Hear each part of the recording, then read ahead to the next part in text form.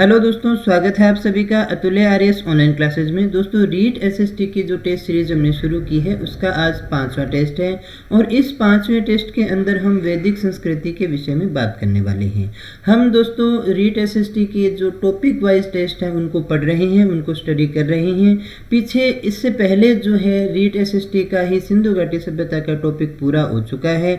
Unit first का अब हम दूसरा जो टॉपिक है वो पढ़ रहे हैं दोस्तों, जिसका नाम है वैदिक संस्कृति। इसका एक टेस्ट पहले हो चुका है जो कि ऑब्जेक्टिव था। अगर आपने वो नहीं किया है, वो नहीं देखा है, तो प्लेलिस्ट में जाकर के उसको देख सकते हैं। इसके अलावा मैं आपको बता दूं कि रीट एसएसटी का कंप्लीट सिलेबस जो है वो हमारी प्लेलिस्ट में अवेलेबल है, पूरा हो चुका है। 9वीं और 10वीं यूनिट 2 बाकी है, 9वीं यूनिट जो है चल रही है। अगर आप इस टॉपिक को और बाकी टॉपिक्स को डिटेल में स्टडी करना चाहते हैं तो आई बटन पर जो है बिल्कुल टॉपिक वाइज रीट एसएसटी का पूरा सिलेबस अवेलेबल है। आप प्लेलिस्ट में जाकर के उस पूरे सिलेबस को पढ़ सकते हैं। अब बात करें आज के टेस्ट की, तो आज के टेस्ट के अंदर हमारे पास में कुल प्रश्नों की संख्या रहेगी 50 और सारे जो क्वेश्चन है वो वन लाइनर होंगे। सारे बहुत इंपॉर्टेंट प्रश्न हैं, किसी न किसी परीक्षाओं में पूछे जा चुके हैं या फिर पूछे जा सकते हैं। तो चलिएगा शुरू करते हैं आज के टेस्ट को और देखते हैं आज का हमारा पहला प्रश्न कौन सा है। तो जो आज का हमारा पहला प्रश्न है वो है कि उपनिषद जिसमें हम नचिकेता और यम के मध्य एक ज्ञानपूर्ण संवाद पाते हैं, यानी हमें उस उपनिषद का नाम बताना है जिसमें नचिकेता और यम के मध्य जो ज्ञानपूर्ण संवाद है उसकी चर्चा की गई है। तो उस उपनिषद का नाम है कठोपनिषद। ये जो कठोपनिषद है ये कृष्ण यजुर्वेद का ही भाग है। कृष्ण यजुर्वेद की कठ शाखा, कृष्ण यजुर्वेद की कठ शाखा का उपनिषद माना जाता है। कठ शाखा का ये उपनिषद है और इसके अंदर देखिएगा बालक नचिकेता और यमराज के मध्य जो है मृत्यु के संबंध में जो संवाद है उसकी बात की गई है। जो बालक नचिकेता है वो यमराज से मृत्यु का रहस्य जानने का हठ करता है, तो उसकी जो बातें हैं वो इसके अंदर बताई गई है दोस्तों। फिर अगले प्रश्न की बात करते हैं। प्रश्न नंबर 2 है हमारा, कौन सा ऐसा साहित्य है जिसके अंदर याज्ञवल्क्य मैत्रेयी संवाद दिया गया है दोस्तों। ये हमें कहाँ पर मिलता है? तो इसका जो सही आंसर है वो है वृहदारण्यक। कहाँ पर दिया गया है? वृहदारण्यक में ये जो संवाद है वो हमें पढ़ने को मिलता है। इसके बाद में हम बात करते हैं जन्म से पूर्व किया जाने वाला अनुष्ठान कौन सा है। तो वैसे तो कई होते हैं लेकिन यहाँ पर हम बात करते हैं सीमंतोन्नयन संस्कार की। सीमंतोन्नयन संस्कार कौन सा होता है? तो ये देखिएगा गर्भाधान के चौथे माह से 8वें माह के मध्य संपन्न हुआ करता था। इसमें स्त्री के जो केस हैं, स्त्री के केस जो हैं उन्हें ही हम सीमांत से संबंधित किया करते हैं। इनको ऊपर उठाया जाता था और ऐसा माना जाता था कि जो गर्भवती स्त्री है उसके शरीर पर प्रेतात्माओं की छाया पहुंच सकती है, वो इसे बाधा पहुंचा सकती हैं। तो वो प्रेतात्माओं की जो बाधा है उसको दूर करने के लिए, उस संकट से निवारण के लिए जो है ये संस्कार किया जाता था, जिसे हम सीमंतोन्नयन संस्कार कहते थे। ये एक प्रकार का जो है संस्कार है, इसी में ये अनुष्ठान हुआ करते थे दोस्तों। तो चलिएगा आगे अगले प्रश्न की बात करते हैं। तो अगला जो हमारा प्रश्न है वो है सत्यकाम जाबाल की कथा, जो अनब्याही माँ होने के लांछन को चुनौती देती है, उल्लेखित है। यानी ये किस में दी गई है, कौन से उपनिषद में दी गई है दोस्तों? तो ये दी गई है छांदोग्य उपनिषद में। ये उपनिषद हमारे लिए काफ़ी ज़्यादा महत्वपूर्ण है दोस्तों।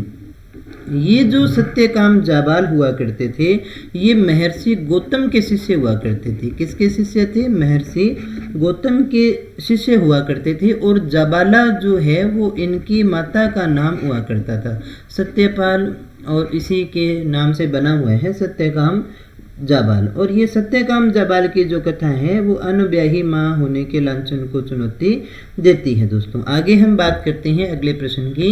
तो किस नदी के तट पर ऋग्वैदिक काल में 10 राज्य युद्ध हुआ था? यानी 10 राजाओं का जो युद्ध हुआ है वो किस नदी के किनारे हुआ था? तो इसका जो सही आंसर है वो परुष्णी नदी है। परुष्णी नदी के किनारे हुआ था। ऋग्वेद जो हमारा है उसके 7वें मंडल के अंदर जो है इसका उल्लेख हमें पढ़ने को मिलता है। कौन से के अंदर? 7वें मंडल के अंदर उसे हमें पढ़ने को मिलता है। देखिएगा ये युद्ध हुआ था राजा सुदास के साथ में। उसके राजपुरोहित हुआ करते थे विश्वामित्र। विश्वामित्र को जब ये हटा देते हैं तो फिर ये युद्ध होता है दोस्तों। आगे हम इसके विषय में बात करते हैं अगले प्रश्न की। तो वो है ऋग्वेद जो है वो कितने मंडलों में बंटा हुआ था, कितने मंडलों में विभक्त था। तो ऋग्वेद जो है वो 10 मंडलों में था। कितने मंडल में है? 10 मंडलों में हमें देखने को मिलता है, जिसमें से 2 से 9 मंडल जो हैं वो हमारे वो प्राचीन मंडल हैं, यानी पुराने मंडल कौन से हैं? 2 से 9 पहला, और जो 10वां मंडल है इन्हें अंत में जोड़ा गया है, इन्हें अंत में जोड़ा गया है दोस्तों। तो कुल अगर आपसे पूछा जाए, प्रश्न बहुत इंपॉर्टेंट है, कितने हैं? 10 मंडल हैं दोस्तों। और जो दशराज्य युद्ध हुआ वो कहाँ हुआ? परोशनी नदी के किनारे हुआ था। सत्यकाम जाबाल की कथा कहाँ है? छांदोग्य उपनिषद में मिलती है। अगला जो हमारा प्रश्न है वो है कि उपनिषद क्या है दोस्तों। तो उपनिषदों का जो संकलन है वो पुराणों से पहले किया गया था। उपनिषद पुनर्जन्म में विश्वास करते हैं। उपनिषदों में शिक्षाप्रद कथाओं और वार्तालापों का समावेश जो है वो किया गया है, जिन्हें हम उपनिषद कहते हैं दोस्तों। इसके बाद में हम बात करते हैं अगले प्रश्न की कि किस मंडल में पुरुष सूक्त मिलता है। ऋग्वेद के जो 10 मंडल हैं उनमें से किस मंडल के अंदर हमें पुरुष सूक्त देखने को मिलता है? तो वो है 10वां मंडल। 10वें मंडल में पुरुष सूक्त में मिलता है। 9वें प्रश्न की बात करें, ऋग्वेद काल में मुख्य राजकीय पदाधिकारी कौन हुआ करता था? तो मुख्य जो राजकीय पदाधिकारी हुआ करता था राजा के बाद में, तो वो हुआ करता था पुरोहित। कौन हुआ करता था? पुरोहित हुआ करता था। ये एक प्रकार से राजा का प्रधानमंत्री ही हुआ करता था। ये सबसे महत्वपूर्ण पद हुआ करता था। अगले प्रश्न की बात करें 10वीं की कि ऋग्वेद में जो आर्य शब्द हमें पढ़ने को मिलता है तो उस शब्द का अर्थ क्या है? उस शब्द का अर्थ है गुण या श्रेष्ठ से हम लेकर के चलते हैं, गुण या श्रेष्ठ मानते हैं। आर्य का जो शाब्दिक अर्थ होता है वो देखिए श्रेष्ठ से है, और ये किसी जाति या धर्म का सूचक नहीं है, बल्कि ये एक गुणवाचक संज्ञा है। ये क्या है? एक गुणवाचक संज्ञा है। जो श्रेष्ठ है उसे आर्य कहा जाता था। ये कोई धर्म या जाति का नाम नहीं हुआ करता था दोस्तों। इसके बाद में अगले प्रश्न की बात करें, 11वां जो है हमें सुमेलित करना था दोस्तों। ऋग्वेद कौशितिकी, सामवेद पंचविश, यजुर्वेद शतपथ और अथर्ववेद जो है वो गोपथ। तो ये सारे के सारे देखिएगा, ये जो वेद हैं उनसे संबंधित जो ब्राह्मण हैं उनकी सूची है। तो ये सारे के सारे बिल्कुल सही हैं, ये वेद हैं और ये इनके सामने उनके ब्राह्मण ग्रंथ दे रखे हैं। ऋग्वेद का जो ब्राह्मण ग्रंथ है उसे हम कौशितिकी या फिर ऐत्रेय के रूप में भी जानते हैं। फिर हम सामवेद की बात करें, सामवेद का जो ब्राह्मण ग्रंथ है उसे हम कहते हैं तांड्य। तांड्य है जो पंचविश भी है। इसी के अलावा देखिएगा यजुर्वेद का जो ब्राह्मण है उसको शतपथ ब्राह्मण के नाम से जानते हैं। इसके अलावा इसे वाजस्नेय भी जो है ब्राह्मण ग्रंथ हैं। इसके बाद में अथर्ववेद की बात करें तो वो है गोपथ। ये क्वेश्चन काफ़ी इंपॉर्टेंट है दोस्तों, बहुत सारी परीक्षाओं में इसको पूछा गया है। आरपीएससी की बहुत सारी परीक्षाओं में पूछा जा चुका है, तो हो सकता है दोबारा भी वो कभी पूछ ले दोस्तों। इसके बाद में अगले प्रश्न की बात करें कि वैदिक काल में सबसे प्रतिष्ठित शिल्पी कौन हुआ करता था? तो वो हुआ करता था त्वष्टा, यानी कि बढ़ई जो हुआ करता था उस समय का सबसे प्रतिष्ठित शिल्पी हुआ करता था। इसके बाद में अगले प्रश्न की बात करें कि वैदिक आर्यों का धर्म जो है वो मुख्यतः कौन सा हुआ करता था? तो वैदिक आर्यों का मुख्य धर्म हुआ करता था प्रकृति पूजा और यज्ञ करना। अगर आपसे पूछा जाए कि इनके धर्म का मुख्य आधार ही क्या था, तो वैदिक आर्य धर्म का मुख्य आधार भी यज्ञ ही हुआ करता था। ये सारे कर्मकांड जो हैं वो यज्ञ से ही संबंधित हुआ करते थे दोस्तों।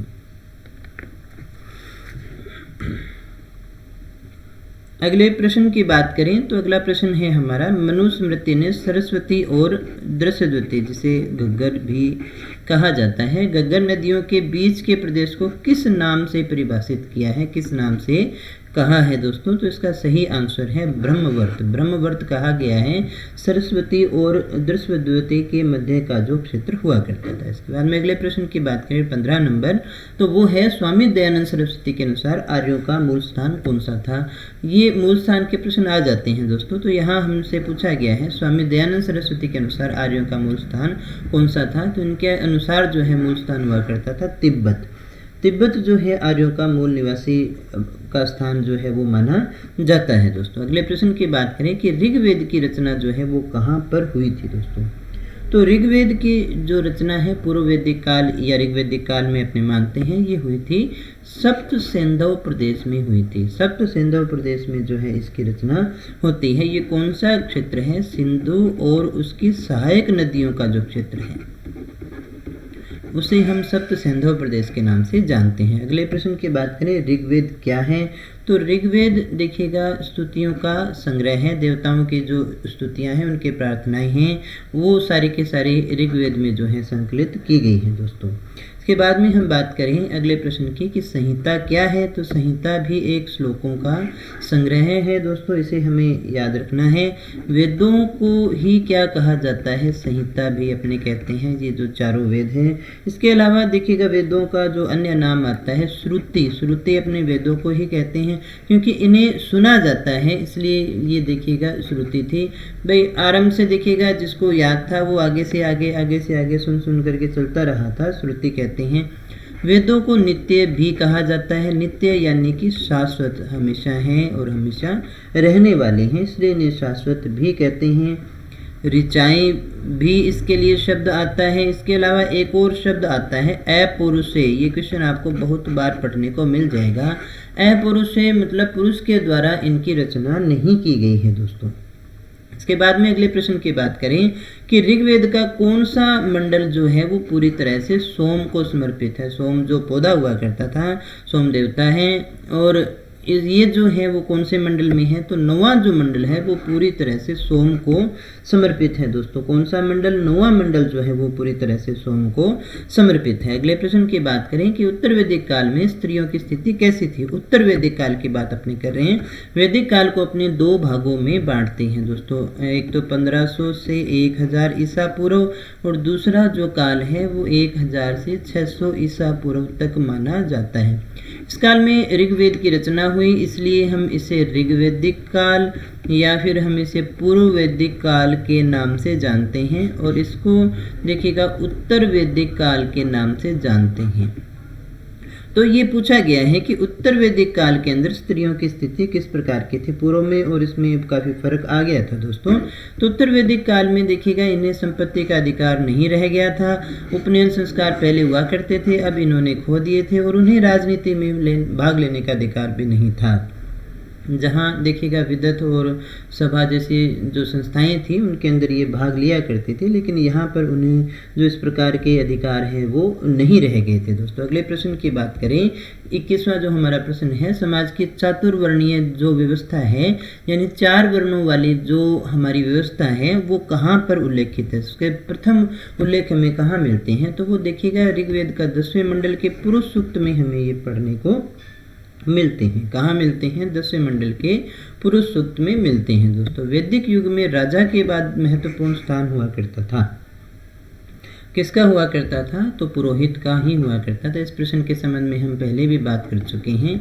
ये एक प्रकार से राजा का प्रधानमंत्री ही हुआ करता था। आगे हम बात करते हैं कि ऊंट जो है उसका प्रथम बार उल्लेख कहाँ हुआ है। तो उसका प्रथम बार उल्लेख ऋग्वेद में हुआ है दोस्तों। एक बात हमें यहाँ याद रखनी है कि हाथी से ये लोग परिचित नहीं थे, हाथी से इनका कोई परिचय नहीं था दोस्तों। अगले प्रश्न की बात करें 24 नंबर, कौन सा वेद जो है वो कर्म कांडों से विशेष रूप से संबंधित है, जिसमें कर्म कांड बताए गए हैं? तो वो है यजुर्वेद। यहाँ देखिएगा यजुर शब्द से देखिए बना हुआ है, जिसका अर्थ अभिप्राय अपने यज्ञ से लेकर के चलते हैं, यानी यज्ञ से को करते समय कौन से मंत्र बोलने हैं, कौन से विधि विधान हैं, वो सारी बातें जो है यजुर्वेद में की गई हैं दोस्तों। आगे हम बात करें संहिता, उपनिषद, आरण्यक, पुराण, इनमें से कौन सा जो है वो वेदों का अंग नहीं है?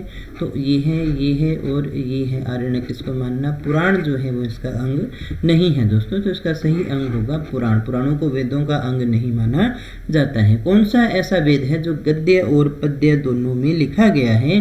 तो यजुर्वेद जो है वो गद्य और पद्य दोनों में लिखा हुआ माना जाता है दोस्तों। या हम इसको ऐसा कहें अंशतः गद्य। तो भी ये आंसर हमारा क्या हो जाएगा, सही हो जाता है दोस्तों। इसके बाद में अगले प्रश्न की हम बात करें, 27वां प्रश्न है हमारा कि गायत्री मंत्र जो है वो किसे समर्पित है, वो सावित्री देवी को समर्पित है, जिसे उषा काल की देवी माना जाता है। गायत्री मंत्र किसको समर्पित है, सावित्री देवी को समर्पित है दोस्तों। इसके बाद में ऋग्वैदिक संस्कृति की विशेषता क्या है, तो ये देखिएगा ग्रामीण संस्कृति थी। ये कौन सी संस्कृति थी, ग्रामीण संस्कृति थी, पशु चारणिक थी और राजतंत्रीय हुआ करती थी। बाद में जाकर के पूरी तरह से राजतंत्रीय हो गई थी दोस्तों। आगे हम बात करें अगले प्रश्न की, जो हमारा 29वां प्रश्न है, ऋग्वेद में किस देवता के बारे में कहा गया है कि उसका जो रथ है वो बकरे खींचा करते थे। कौन से ऐसे देवता हैं जिनके बारे में कहा जाता है कि उसका रथ जो है वो बकरे खींचते थे, तो वो है पूसन। इसका सही आंसर है पूसन। अगले प्रश्न की हम बात करें तो अगला 30वां प्रश्न है हमारा कि पूर्व वैदिक काल में राजा पर नियंत्रण रहता था, कहीं राजा निरंकुश न हो जाए, तो इसके निरंकुशता को रोकने के लिए नियंत्रण कौन रखता था, तो वो रखता था सभा और समिति। ये दो संस्थाएं थी जो नियंत्रण रखा करती थी। इसमें पहले आती है सभा। सभा में देखिएगा समाज के कुलीन जो लोग हुआ करते थे, कुलीन या फिर वृद्ध लोग जो हैं वो सभा के सदस्य हुआ करते थे, और इसमें केवल देखिएगा उच्च कुल में जन्म लिए हुए व्यक्ति ही शामिल हो सकते थे। और इसके विपरीत देखिएगा समिति जो है, समिति में कौन लोग हुआ करते थे, इसमें सर्वसाधारण जो है वो इसमें हुआ करता था। सर्वसाधारण जो है वो समिति में भाग लिया करते थे, यानी जन के सभी व्यक्ति जो हैं वो समिति के अंदर भाग लिया करते थे। सर्वसाधारण की ये संस्था मानी जाती है। इसमें परिवारों के जो या तो हम सभी व्यक्ति कह सकते हैं या फिर हम इसको कहें परिवारों के जो प्रमुख व्यक्ति हुआ करते थे, प्रमुख यानी मुखिया जो हुआ करते थे, वो इसमें भाग लेते थे। राज्य का जब राज्याभिषेक हुआ करता था तो भी इनकी अनुमति ली जाती थी। इसके बाद में जो हमारा अगला प्रश्न है वो है ऋग्वेद में कौन से, इसको आप क्या रखेंगे, कौन से वैदिक देवताओं को सहस्र स्तंभों वाले भवन में निवास करते हुए वर्णित किया गया है या फिर बताया गया है दोस्तों, तो वो है इंद्र और अग्नि। इंद्र और अग्नि को जो है सहस्र स्तंभों वाले भवन में निवास करते हुए बताया गया है, दिखाया गया है दोस्तों। अगले प्रश्न की बात करें तो वो है कि इंद्र के बारे में सत्य क्या है। उसे देखिए भोज सोमरस बहुत प्रिय हुआ करता था, पुरों को नष्ट करने वाला था। किसको नष्ट करने वाला था, वो पुरों को नष्ट करने वाला था। पुरों का तात्पर्य यहाँ पर आप देखिएगा दुर्गों से लेंगे, नष्ट करने वाला था। और सर्वाधिक जो सूक्त हैं वो इसी को समर्पित हैं दोस्तों। इसके बाद में अगले प्रश्न की बात करें कि ऋग्वैदिक महिलाएं वो कैसी हुआ करती थी। ऋग्वैदिक काल की अपने बात कर रही हैं तो वो सभा की कार्यवाहियों में भाग लेती थी, यज्ञ का अनुष्ठान भी करती थी और युद्ध में भी वो देखिए सक्रिय भाग ले सकती थी दोस्तों। तो इतनी आज़ादी उस समय उनको हुआ करती थी।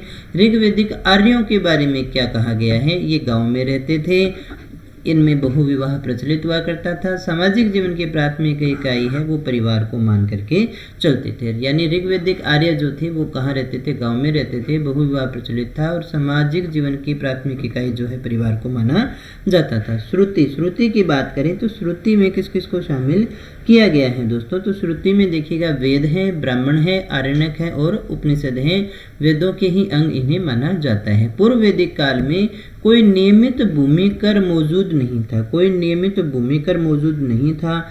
क्यों नहीं था, क्योंकि देखिए राजा जो है उसको भूमि का मालिक नहीं माना जाता था। राजा जो है वो भूमि का मालिक नहीं हुआ करता था। देखिए वो भूमि का स्वामी नहीं था। राजा की अगर हम बात करें इस समय राजा की स्थिति, तो वो भूमि का स्वामी नहीं हुआ करता था। वो एक तरह से जो कबीला हुआ करता था, कबीला का सरदार ही था। वो युद्ध का स्वामी हम उसे कह सकते हैं, क्योंकि वो भूमि का स्वामी नहीं था। और देखिएगा सबसे बड़ी बात कि इसका जो पद था वो वंशानुगत भी नहीं था। इसका पद जो है वो वंशानुगत भी नहीं हुआ करता था, ये युद्ध का स्वामी होता था। इसे देखिएगा गोप्ता जनस्य भी कहते थे, यानी जनता का संरक्षक था ये, इसे हम गोप्ता जनस्य भी कहते थे दोस्तों। तो ये हमारे लिए काफ़ी ज़्यादा इम्पोर्टेंट है, पूछा जाता है। ब्राह्मण, यहाँ इसको आप ब्राह्मण कर लीजिएगा। ब्राह्मण जो ग्रंथ हैं उनका विषय क्या है दोस्तों? तो ब्राह्मण का जो विषय है वो है कर्मकांड। आगे हम बात करें 38वें प्रश्न की, तो वो है उत्तर वैदिक काल में विभाजन का आधार क्या हुआ करता था? तो वो थी वर्ण व्यवस्था। 4 जो हमारे वर्ण हुआ करते थे उसी के आधार पर जो है विभाजन किया जाता था दोस्तों। अगले प्रश्न की बात करें तो वो है उत्तर वैदिक काल के लक्षण क्या हैं, यानी उत्तर वैदिक काल की जो विशेषताएं हैं वो क्या हैं? तो वो है कि जंगलों को व्यापक रूप से जलाया जाता था, लौह उपकरणों का प्रयोग करने लग गए थे और ऋतुओं का ज्ञान जो है इन्हें अच्छे से हुआ करता था। अर्धव्यू का अर्थ क्या है? अर्धव्यू हम किसे कहते हैं? तो अर्धव्यू जो है वो यज्ञ करने वाला जो पुरोहित होता है उसे कहा जाता है। यज्ञ करने वाला जो पुरोहित होता है दोस्तों। यहाँ आपको याद रखना है कि ऋग्वेद जो हमारा है उसका जो पुरोहित है उसे हम होता या फिर हम उसे कहते हैं होत्र। यजुर्वेद का जो है उसे हम अर्धव्यू कहते हैं। और इसी के साथ जो रह गया वो है सामवेद। सामवेद का जो पुरोहित है उसे हम उद्गाता कहते हैं, उद्गाता के रूप में जानते हैं। और अथर्ववेद, अथर्ववेद जो है उसका जो पुरोहित हुआ करता था उसे हम ब्रह्मा कहते थे। तो ये इनके पुरोहितों के नाम है। ऋग्वेद का होता या होत्र, यजुर्वेद का अर्धव्यू और सामवेद का जो है वो उद्गाता हुआ करता था दोस्तों। अथर्ववेद का जो है उसे हम ब्रह्मा कहा करते थे। आगे अगले प्रश्न की बात करें, होता क्या है अभी अपने पढ़ चुके हैं। ऋग्वेद में देवों का आह्वान करने वाले को कहते थे। प्राचीन काल में ऋण कितने थे? 3 ऋण हुआ करते थे। कौन कौन से हैं? पितृ ऋण, ऋषि ऋण और देव ऋण। और ये माना जाता था कि मृत्यु से पहले इन्हें चुकाना चाहिए। आगे हम बात करें, सबसे पहले राज्याभिषेक जो है वो किस काल में प्रारंभ हुआ था? तो राज्याभिषेक जो है वो सबसे पहले उत्तर वैदिक काल में आरंभ हो गया था, तब से इसको किया जाने लगा था दोस्तों।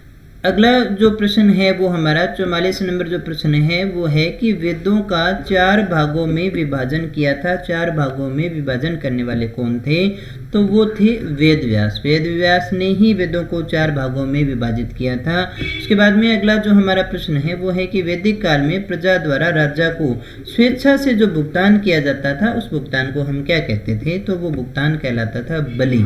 वैदिक काल में प्रजा के द्वारा जो राजा को स्वेच्छा से भुगतान किया जाता था वो भुगतान बलि कहलाता था दोस्तों। इसके बाद में अगला प्रश्न है कि वैदिक काल में मना जो शब्द है उसका अर्थ क्या हुआ करता था? तो मना जो हमारा शब्द है उसका अर्थ हुआ करता था वजन। वजन से लेकर के अपने चलते थे दोस्तों। इसके बाद में अगला 47 नंबर क्वेश्चन है हमारा, ऐसी स्त्रियां या वो स्त्रियां जिन्हें उपनयन की पूर्णता के बाद वैवाहिक जीवन में जाना होता था।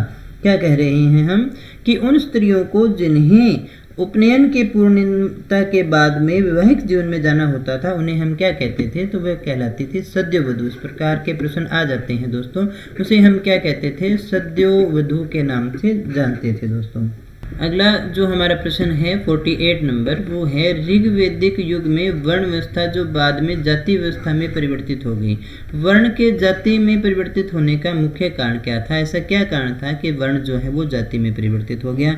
तो इसमें जो सबसे महत्वपूर्ण कारण माना जाता है वो माना जाता है व्यवसायों का पैतृक हो जाना, क्योंकि व्यवसाय जो थे वो पैतृक हो गए। इस कारण से जो है वो देखिए वर्ण है वो जाति में परिवर्तित हो गई। इसके बाद में त्रिवर्ग में कौन से पुरुषार्थ शामिल नहीं है? त्रिवर्ग में हम किसको शामिल नहीं करते हैं दोस्तों? तो त्रिवर्ग में हम मोक्ष को जो है शामिल नहीं करते। इसके बाद में जो हमारा अंतिम प्रश्न है वो है कि उपनिषद को वेदांत कहते हैं। वेदांत क्यों कहा जाता है? क्योंकि ये वेदों के अंतिम भाग हैं और इनमें जो है गंभीर तात्विक विवेचन किया गया है, इसलिए इन्हें वेदांत कहते हैं दोस्तों। तो दोस्तों ये थे हमारे आज के प्रश्न जो कि 1 लाइनर प्रश्न थे। नेक्स्ट टेस्ट के अंदर भी हम वैदिक संस्कृति के विषय में ही बात करेंगे। उसमें कुछ वस्तुनिष्ठ प्रश्नों का आपने अध्ययन करने वाले हैं दोस्तों। और हमेशा की तरह इन प्रश्नों की जो PDF है वो आपको हमारे टेलीग्राम चैनल या फिर हमारी ऑफिशियल वेबसाइट पर आपको उपलब्ध हो जाएगी दोस्तों। अगर दोस्तों आपको टेस्ट पसंद आ रहे हो, प्रश्न अच्छे लग रहे हो, कुछ सीख रहे हो तो इसे लाइक कर देना, दोस्तों से शेयर कर देना ताकि ज़्यादा से ज़्यादा लोग इसका लाभ उठा सके दोस्तों। और अगर चैनल पर पहली बार आए हो तो सब्सक्राइब कर लेना, क्योंकि इस तरह के टेस्ट आपको मिलते रहेंगे जब तक आपकी परीक्षा नहीं हो जाती है दोस्तों। और बेल आइकन जरूर दबा लेना ताकि क्लास आते ही तुरंत प्रभाव से आपको नोटिफिकेशन मिल जाए। तो मिलते हैं अगली क्लास में, तब तक बने रहिए हमारे साथ। Thank you very much.